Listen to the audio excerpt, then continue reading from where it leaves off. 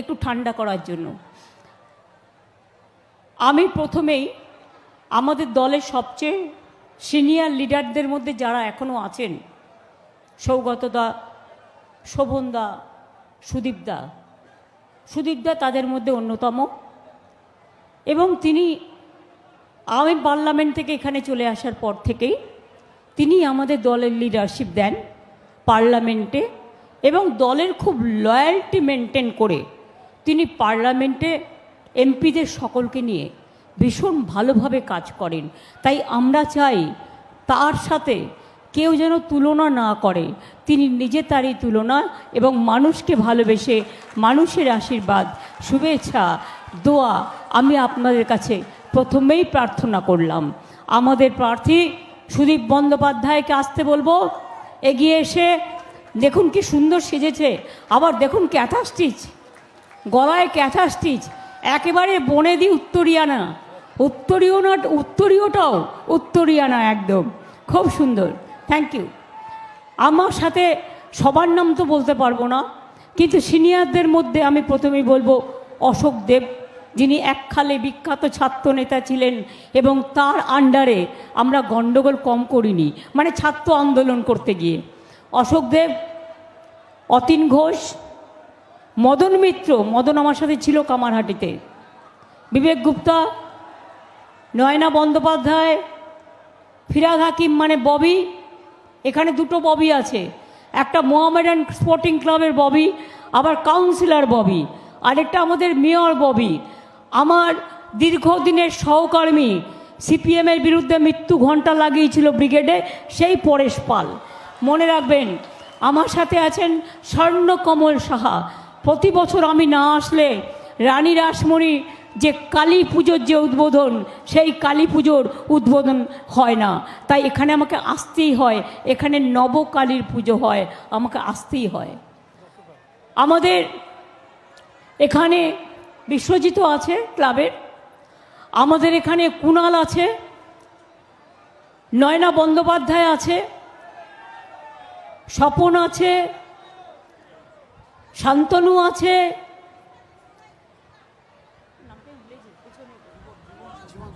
জীবন আছে, তরুণ শাহ আছে, অনেকে আছে। আমি সবার নাম বলতে গেলে যদি দু একটা নাম বাদ চলে যায়, প্রত্যেকেই আমার পরিচিত।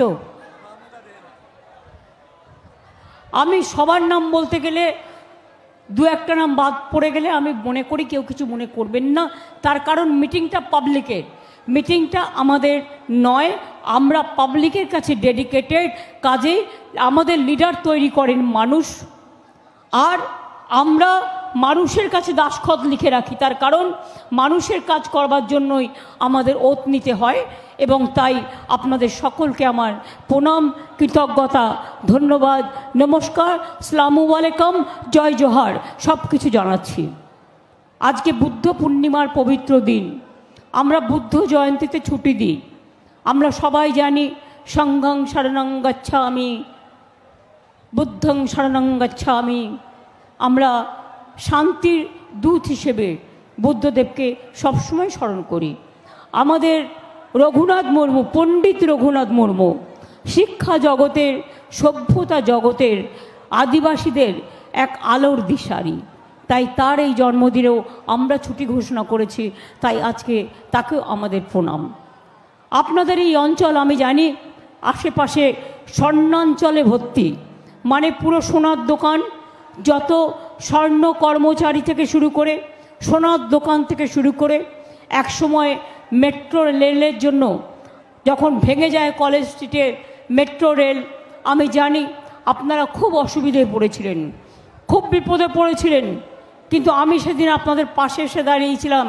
এই কারণে নয় যে আপনারা আমাকে একটা সোনা উপহার দেবেন, এই কারণে যে আপনারা আমাদের গর্ব, আপনারা গর্বিত করেছেন বাংলাকে দেশ বিদেশের কাছে। তাই আপনাদের সকলকে আমার অনেক অনেক অভিনন্দন জানাই। আমি মনে করি সোনার থেকেও আরও বড় সোনা মানুষের মনের খাঁটি সোনা। আপনাদের সকলকে অনেক ধন্যবাদ। এই এলাকায় আমার অনেক মুটে ভাইরা আছে, অনেক রিক্সাওয়ালা আছে, অনেক কর্মচারীরা আছে, অনেক সাধারণ মানুষ আছেন, অনেক দোকানদার আছে, অনেক মানুষ আছেন, অনেক ছাত্র যৌবন আছেন, বিভিন্ন কাজের সাথে তারা যুক্ত।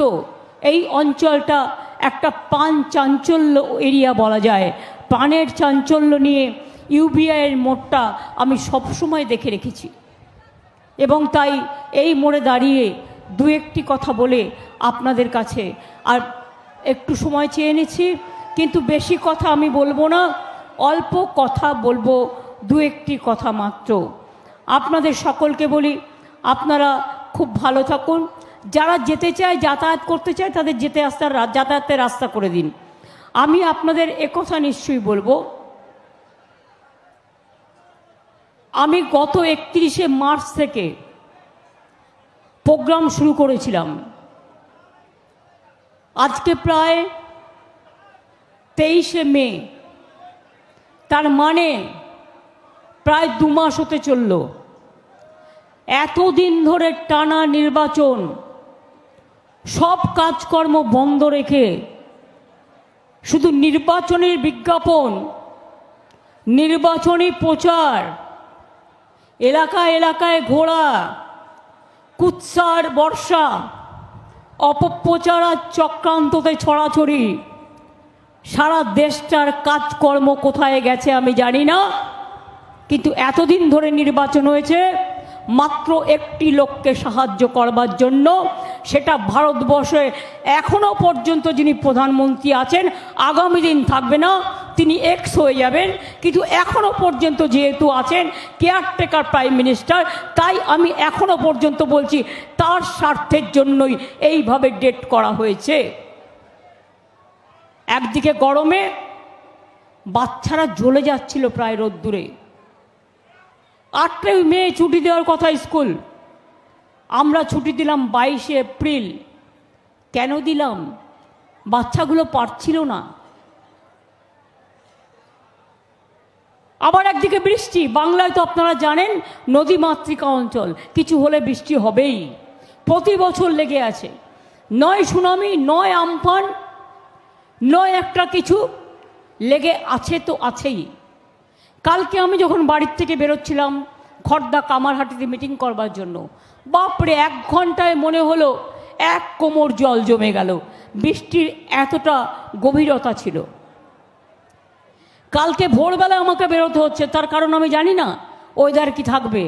আমার কালকে সাগরে প্রোগ্রাম দেওয়া আছে, গঙ্গাসাগরে প্রোগ্রাম দেওয়া আছে, রায়দিঘিতে, তারপরে প্রোগ্রাম দেওয়া আছে ক্যানিংয়ে।